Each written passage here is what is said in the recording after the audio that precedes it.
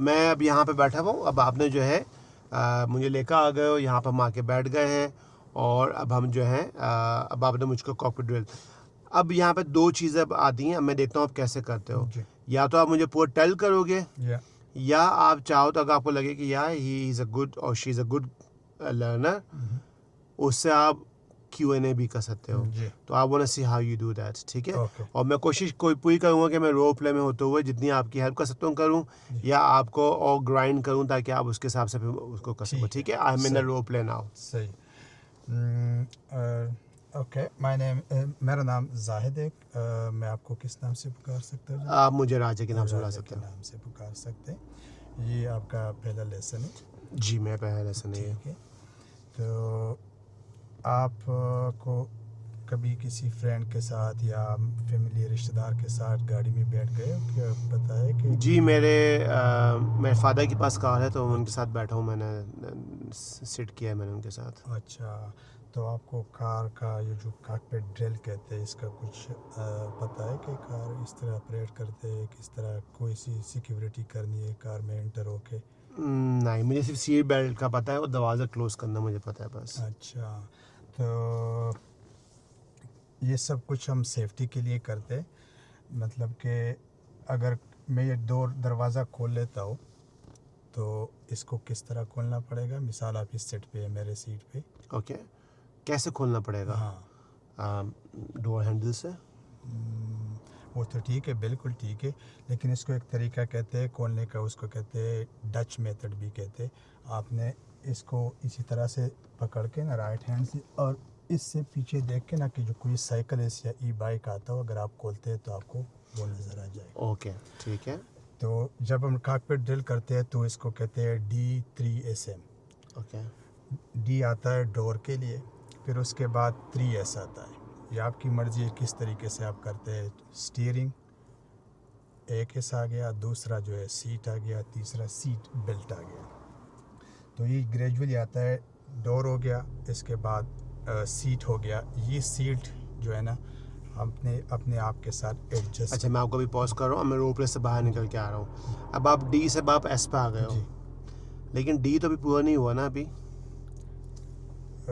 Close कर, door close open किया ना। हाँ, लेकिन अभी डी पूरा नहीं हुआ। अच्छा। अब नॉलेज आपने ये भी निकलवानी है कि अब आपने उसको ये पूछना होगा। ओके, अब मुझे अब ये बताओ कि आपने अगर डोर क्लोज कर दिया है, कैसे पता है कि डोर। ठीक है, आगे समझ आ गया थोड़ा सा। तो जब okay, I'm in the back in the row play. Back in the role है।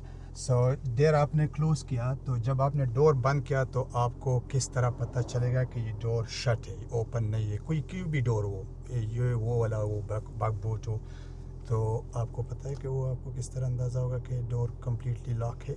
नहीं, इधर डैशबोर्ड पे आपको डोर का साइन आ जाएगा। मिसाल के तौर पर मैं आपको दिखा सकता हूँ। देखो, अगर मैंने इसको खोल दिया तो आपको वो साइन आ गया, रेड वाला। ठीक है। अब मैं बंद करता हूँ तो ये साइन डिसअपीयर हो जाएगा। तो इसका मतलब है कि सारे डोर्स, ये आपने चेक करना है कि ये लॉक है सारे डोर, कोई डोर ओपन नहीं है। अच्छा, ये एक तरीका होता है देखने का। एक यही है। दूसरा, अगर आप कहते हैं, दूसरा यही भी है कि अगर मिसाल इस तरह आप डोर को देखें कि थोड़ा बाड़ी से थोड़ा उधर हो गया है, तो कैसे पता चलेगा हमें उसके लिए? ये आपको फिजिकली देखना पड़ेगा। Okay, coming off the role play, आप उसको ये कर सकते हो। देखो, जैसे आप करने के बाद ये आप ऐसे करके दिखा सकते हो। हाँ, तो देखो मूव कर रहा है, ठीक है ना। एक तो तरीका ये भी हो गया, दो तरीके ये हो गए कि भाई डोर ओपन है। और तीसरा तरीका कोई और है? नहीं, तीसरा का। तो मेरी I am back in a role play. मैं वो सवाल पूछता हूँ।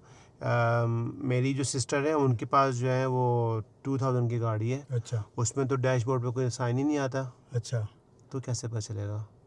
तो फिजिकली चेक करना पड़ेगा कि डोर। और अगर वो हम भूल जाएं तो कोई और तरीका हो सकता है इसके अलावा?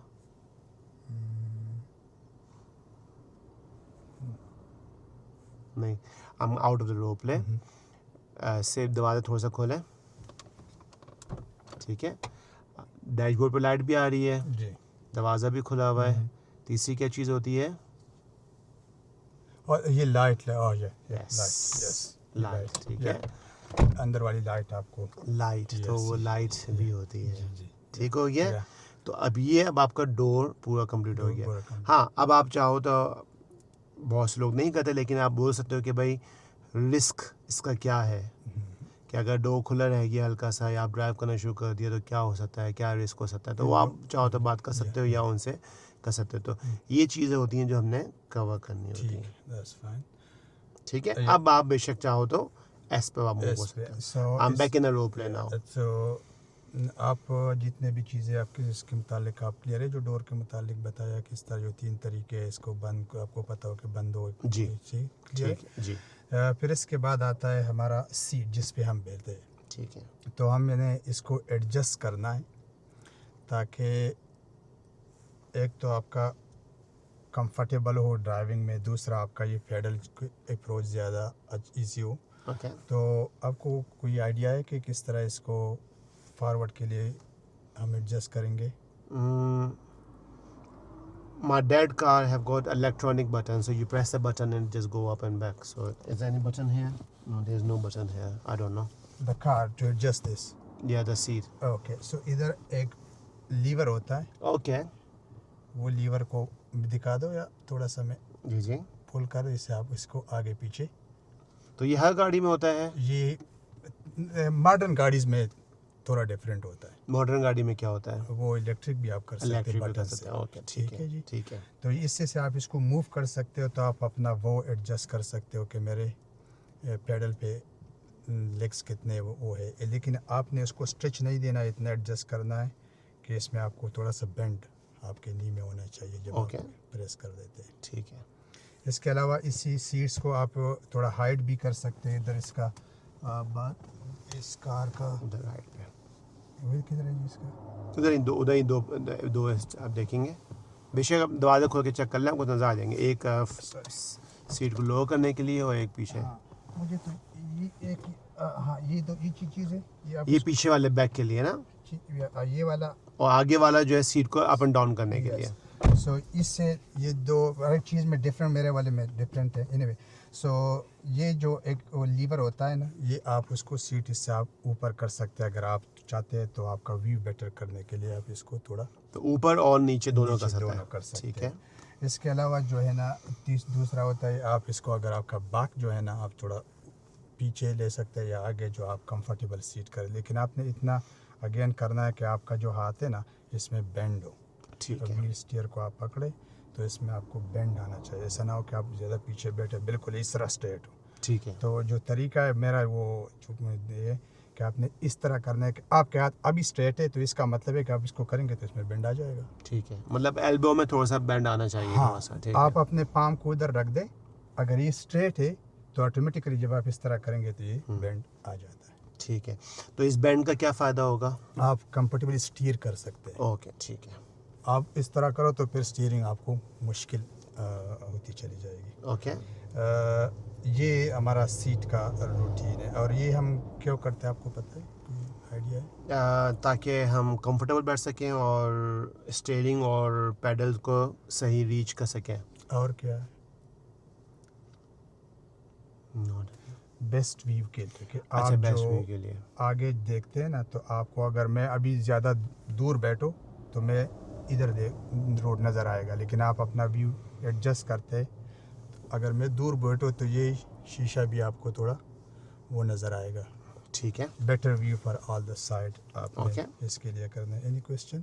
नहीं, ठीक है। Clear है? सीट हो गई DS, तो ड्रो एंड सीट। सीट एक 3 एस है, इसमें से एक एस हमने कर दिया जिसका ठीक है। सीट है। ठीक है। इसके बाद जो हमने अपना स्टीयरिंग व्हील जो है वो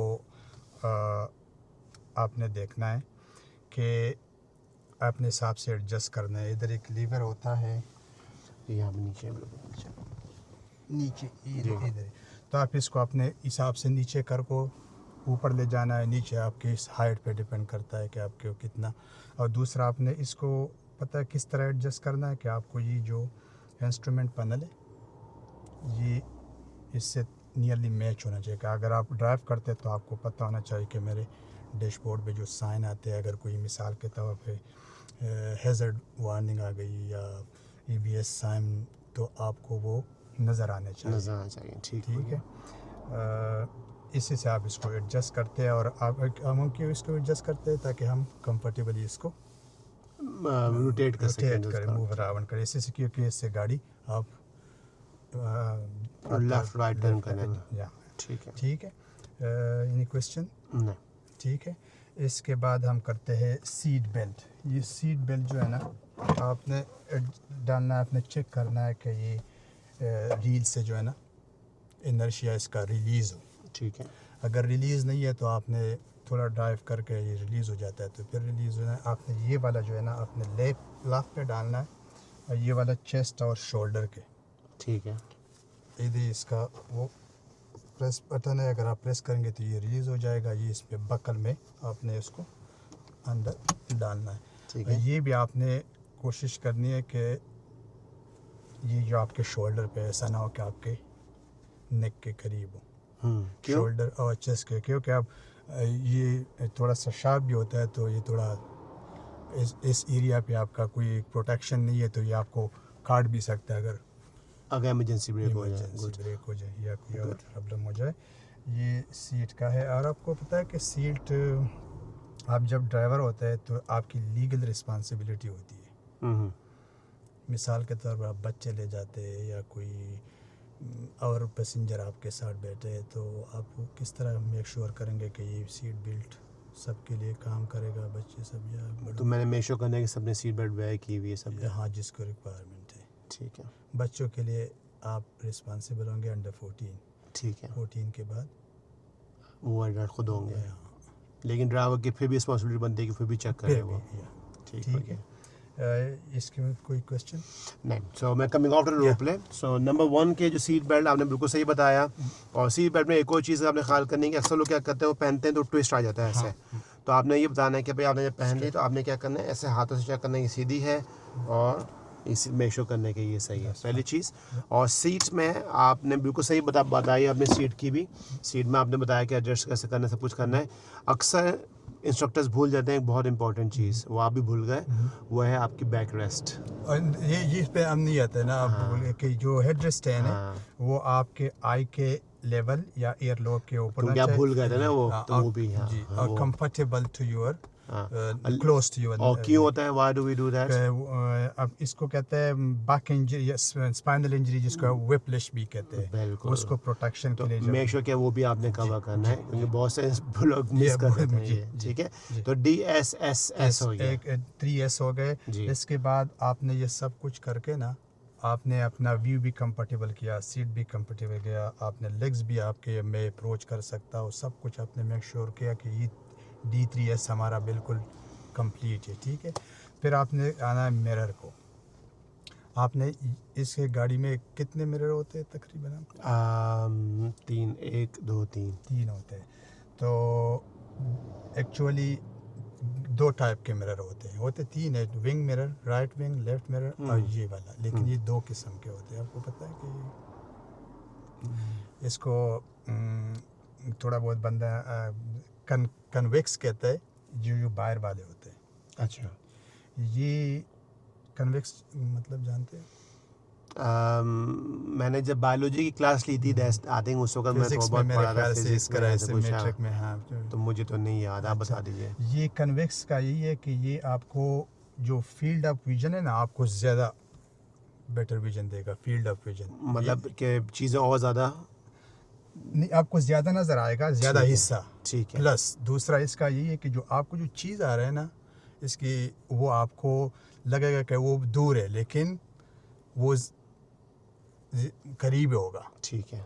और दूसरा ये वाला शीटा है, इसको देखो, अगर ये फ्लैट है, जिस तरह हमारे घरों में लगा तो ये आपको ट्रू पिक्चर देता है। अच्छा, ठीक है।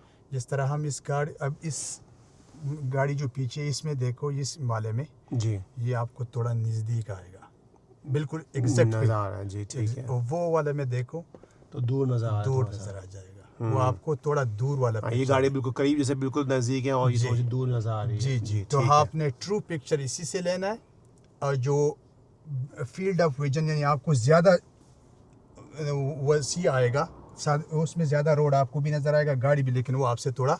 ऐसे क्यों है वजह? ये कन्वेक्स है ना, आपको कन्वेक्स तो वहाँ पे नॉर्मल मिरर क्यों नहीं लगाया उन्होंने? तो आपको बेटर व्यू आ जाएगा ना। अच्छा, सारे सेफ्टी रोड के का, लिए। सेफ्टी के लिए आपको ज़्यादा रोड का, इसी में आप सिर्फ देखो कार का वही हिस्सा देख सकते हैं जो बाहर वाला है। इसी में आप देखो, आप सारा रोड उधर देख सकते हैं कि आपके राइट हैंड पे क्या होता है। उसको देखो, आप फुटपाथ भी दे सकते हैं कि फुटपाथ पे कौन है, क्या है, कैसे है। ठीक हो तो गया। ये दो मिरर ये आपने सेट करना है। ये वाला आपको पता है किस तरह सेट करना है कि आपको बेटर व्यू। और कभी नहीं किया। ये एक्चुअली सेट करते हैं जो आपका जो विंडो बैक वाला, वो आपको इसके फ्रेम में सारा नज़र आए। ठीक है। तो आप जो ट्रू रिफ्लेक्शन आप देखेंगे, तो गाड़ी करीब ही है तो आप इसमें देखेंगे आपको सब रिफ्लेक्शन देगा। ये वाला आपको पता है किस तरह ये एडजस्ट करते हैं। ये मिरर तो आप हैंड पे एडजस्ट कर सकते हैं। इन मिररों के लिए, साइड विंग के लिए जो है ना, आपकी गाड़ी का वो राइट पे RNL वो लिखा हुआ नज़र आ रहा है, नॉब से। यस, ये नॉब लगा होता है। तो आपने इसको टर्न किया तो लेफ़्ट वाला आप मैं आपको दिखा अब, तो आप इससे आगे पीछे अब इस नॉब से, हाँ ठीक है। लेकिन आपने वो इस तरह एडजस्ट करना है कि अब किस तरह एडजस्ट करना है, कोई आइडिया है? नहीं। कि ये जो डोर हैंडल है कार का, ये आपको नज़र आ जाए। Plus back of the door में आपको जो है ना, जो वेज सा है ना, वो वेज ट्रायंगल टाइप करना है। और आपको ये बेटर व्यू ऑफ विजन दे दे बस। ठीक है। सेम इसका भी इसी तरह इस नाप से आपने राइट पे डाल के उसी तरह आपने एडजस्ट करना है कि आपको रोड का बेटर व्यू दे दे जो आपका राइट साइड पे है। और इसके अलावा एक और मिरर हम लगाते हैं जो ये छोटा स्मॉल वाला, इसका क्या बोलते हैं, ये क्या? Blind spot mirror. Blind spot. ये मतलब आपको जो नज़र नहीं आता, आपने हेड घुमाना है, वो इसी से आपको थोड़ा सा इधर आ जाएगा। ठीक। Any question? Now coming out रोपले, well done, it was good. So mirrors की जो बात हो रही है, क्विकली मैं एक्सप्लेन कर दूं। वो उसमें ये है कि आपने जो बताया तरीका वो भी ठीक है। मैं जो लोगों को अपने बताता हूँ बहुत सिंपल सा है कि हमने कैसे एडजस्ट करना है। ऐसे एडजस्ट करना है, साइड विंग मिरर की बात हो रही है कि they can see some part of the sky, थोड़ा बहुत स्काई नज़र आना चाहिए, some part of the road and some part of the door. Okay, simple. ठीक। Some part of the sky, some part of sky, some part of the road, some part of the door. ठीक। तो मतलब ये कि वो ठीक है। ठीक है, दोनों मेथड जो आपको ठीक लगे। दूसरी बात, इस वाले मिरर को आप जब बोलोगे एक्सप्लेन करने के लिए, तो मेक श्योर करना है कि आपने उनको बताना है कि भाई आपने करने के लिए आपने हाथों को ऐसे रखना है, क्योंकि लोग क्या करते हैं अपने वो थंब को यहाँ पे रखते हैं। अब देखो क्या हो गया, हो गया ना मार्क। तो अपना DNA मार्क हमने नहीं छोड़ना होता। तो इज नॉट वेरी नाइस, क्योंकि ज़्यादा से पता है कि अब आपकी गाड़ी है, बहुत से लोग आके बैठते हैं। So we put hand like this and then you can adjust. आप अगर वो ऐसे करना शुरू कर देंगे तो दोगे तो इस तरह से फिर ठीक है ना। और नॉट ओनली ये, लेकिन इसका और प्रॉब्लम, अगर हर कोई अपना मार्क लगाना शुरू कर देगा, उसका प्रॉब्लम क्या होगा फिर? धुंधला होगा, नज़र नहीं आएगा। ये बात है। तो ये भी हमने खास ये भी बताना है ताकि हाइजीनिक पॉइंट ऑफ व्यू से भी ये ठीक नहीं होता। ठीक है, तो ये अब आपका DSSM रूटीन हो गया। So well done. DSSM हो गया।